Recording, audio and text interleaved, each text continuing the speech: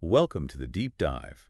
We're diving into minerality in wine today. Oh, a great choice. Yeah, it's something our listeners have been super curious about. Lots of questions with Yeah, that. tons.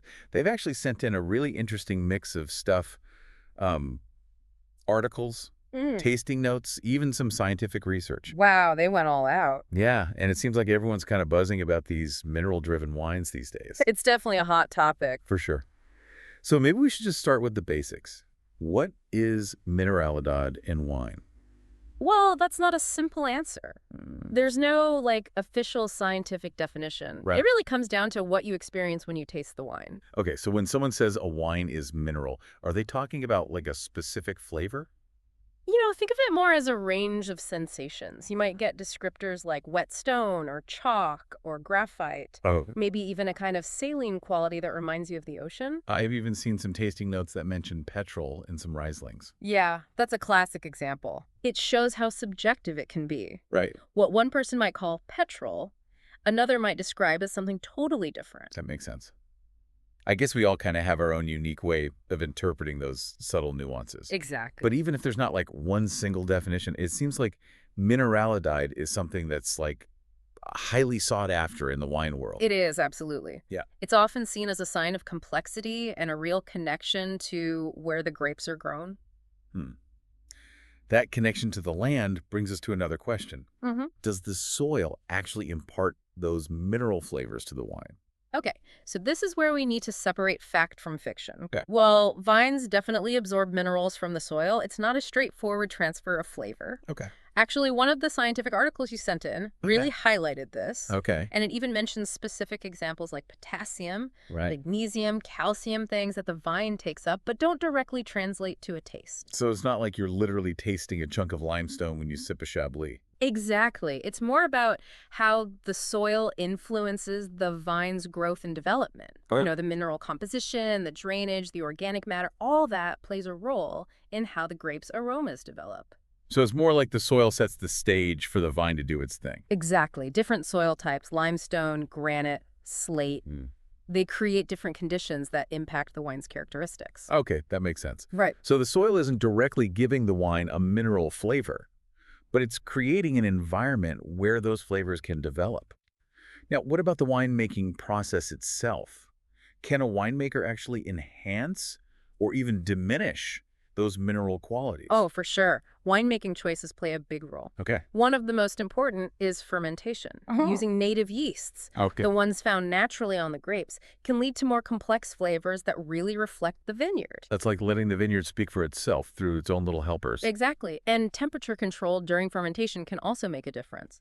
Fermenting at lower temperatures helps preserve the delicate aromas, Right. those aromas that contribute to that mineral character. It's all about finesse, right? Yeah, Like coaxing those subtle nuances out of the grapes. precisely.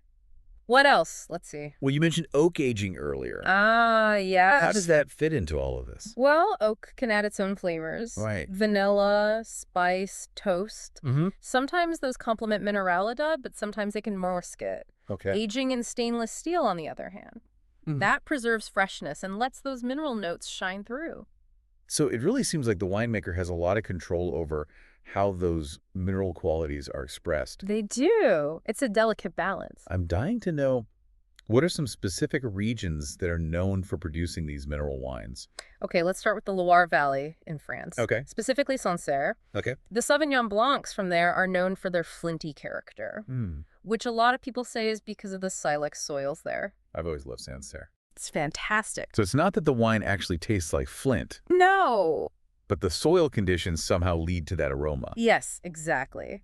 Now let's hop over to Chablis in Burgundy, Okay, still in France. still in France. Right. The Chardonnays from Chablis, Hmm. they have this chalky, almost stony character, Yeah. and that's often linked to the Kimmeridgian soil. I was reading about Kimmeridgian soil in one of the articles, Oh, cool. and it's fascinating. It's like limestone and fossilized seashells. Wow. So it's no wonder the wines have that chalky quality. It's a true expression of the earth. Yeah. For a completely different take on mineralidade, let's go to the Moselle Valley in Germany. Okay, a classic. Yes. What makes Mosel Riesling so special? Well, the slate soils there contribute to Riesling's unique mineral profile. Okay. You'll often find notes of wet stone, graphite, Hmm. and even that petrol aroma we talked about. I'm starting to see a pattern here. It seems like regions with these unique, often rocky soil types tend to produce wines with a more pronounced mineral character. You got it. And for our last stop, let's head to Santorini in Greece. Okay, I've heard so much about Santorini wines. There's something else. The volcanic soils there give Assyrtiko, the main grape, a very distinct saline, almost smoky minerality. Wow, so you can really taste the volcanic landscape? You can. It's really something. This virtual tasting tour has been fun, It has. but it shows how complex this concept is. Yeah, It's more than just the soil or the grape. right. It's the interaction of everything.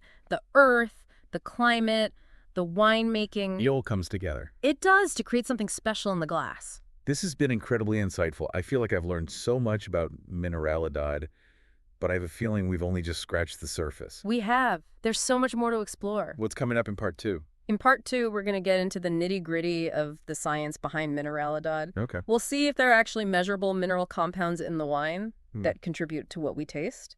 And we'll delve into the world of aroma compounds. I can't wait.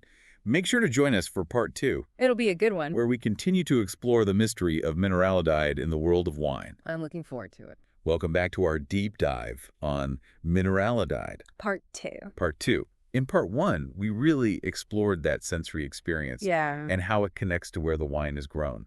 The terroir. Yes. Now, I'm really curious to get into the science. Let's get technical. Yeah. Can scientists actually measure mineral content in wine? And if so, does that connect to what we taste as mineral? That's what researchers are trying to figure out. Okay. When you sent in that study Yeah.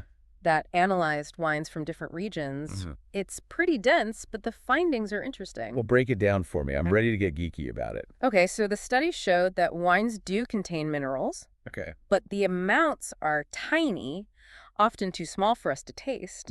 Things like potassium, magnesium, calcium. Right, which are important for the vines. Exactly, but we don't necessarily taste them directly. So it's not like we're sipping on a glass of dissolved rocks. Nope.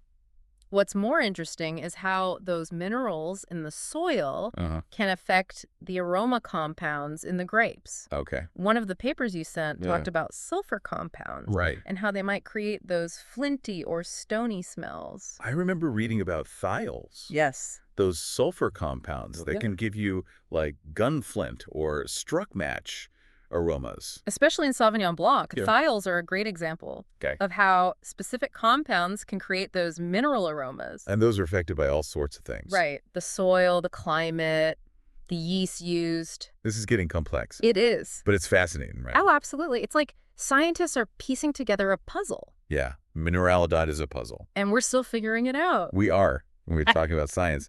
But Mineralidad is a buzzword now. It is very trendy. How much of that is perception, do you think? That's a good question.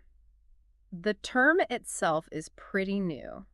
It's gotten popular as people get more interested in terroir. That connection to place. Exactly. It's like Mineralidad has become a way to say the wine is connected to the earth. Right, like shorthand. And wine critics and sommeliers, they use the term a lot, They do. especially for wines from regions with special soil. So then people go looking for those wines. Exactly. It all feeds into itself. So we've got the science, the sensory experience, and now the cultural context. All intertwined. It's not just one thing that makes Mineralidad. That's the whole picture. It really shows how wine is both natural and cultural. It's a beautiful blend of science and art. You know, I started this thinking Mineralidad was all about the soil, I think a lot of people do. but it's way more than that. It's about all these factors together. The aroma compounds, the trends, everything. It's a journey. It is. I'm excited to actually taste some wines now. Me too. What's next in part 3? We're going to learn how to taste for Mineralidad. Ooh, like a tasting boot camp. We'll talk about techniques, descriptors, and we'll even take a virtual trip to some top mineral wine regions. I'm ready to taste. Don't miss part 3, The grand finale. where we put all this knowledge to the test and explore the world of mineral wines. Okay, so we're back for our final deep dive on Mineralidad. The grand finale. In parts 1 and 2, we covered a ton. We did. Sensory experiences, the science behind it. All the building blocks. Yeah, I feel like I'm ready to put my sommelier hat on. Time to taste. Right, so if I'm swirling my glass trying to find those mineral qualities, what should I be looking for? Good question.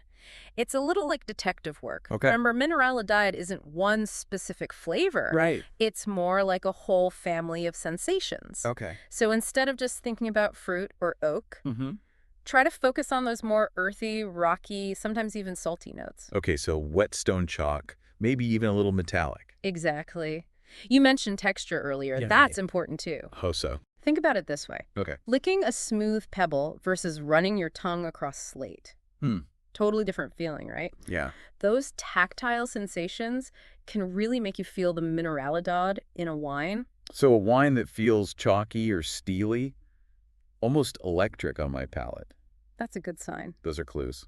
I'm on the right track. You got it. Now I know you're ready to taste. I am. Let's take a virtual trip to some regions that really showcase this. I'm ready. Where are we going first? How about the volcanic soils of Mount Etna in Sicily? Okay. There you have wines made with Caricante, Mm. a white grape that loves that tough landscape. Wow. Imagine bright acidity citrus herbs, Oh? but then this smoky, almost salty minerality underneath. So you really taste the volcano. It's like a snapshot in your glass. That contrast is amazing. The bright citrus and the smoky minerality. It's all about those layers. Okay, so where to next? Let's go to the Loire Valley in France, Okay, back to France. specifically Savennières, Where? Chenin Blanc wines grown in schist soils. Schist. Yeah, basically layered, fragmented rock. Huh. Interesting. These wines can age forever. Really? Quince, honey beeswax, Big. all mixed with this intense, almost flinty minerality. So different from the Caricante. Total opposite, but just as amazing. Mineralidad is so diverse. It really is. Depends on the region, the grape, the winemaking. It makes you realize how much artistry goes into it. You know, that's what I want you to remember from this whole deep dive. Okay. Mineralidad is a journey. It's not just the destination. Exactly. It's about paying attention, questioning what you think you know, really using all your senses. You've given me a whole new way to think about wine. That's great to hear. I'm already thinking about wines to try and how to compare them. Perfect. I want to find those mineral secrets. That's the spirit. And Yeah. remember, there's no right or wrong answer. Okay. It's about your personal experience. Right. So keep exploring, keep tasting, and most importantly, keep enjoying the world of wine. I will cheers to that. Thanks for joining us on this deep dive into Mineralidad. It was my pleasure. Until next time, happy tasting, everyone.